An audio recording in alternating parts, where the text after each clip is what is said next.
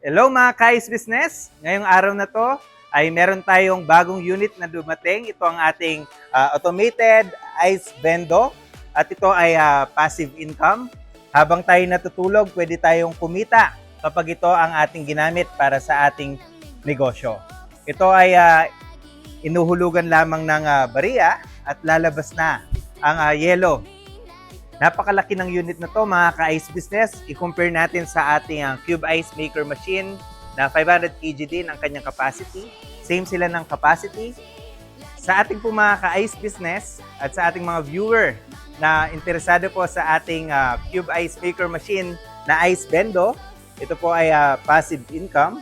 Pwede din tayong kumita habang tayo po ay natutulog. Pwede nyo po kaming i-message sa aming Facebook page.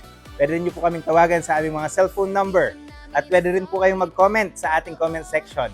Maraming salamat po and to God be the glory.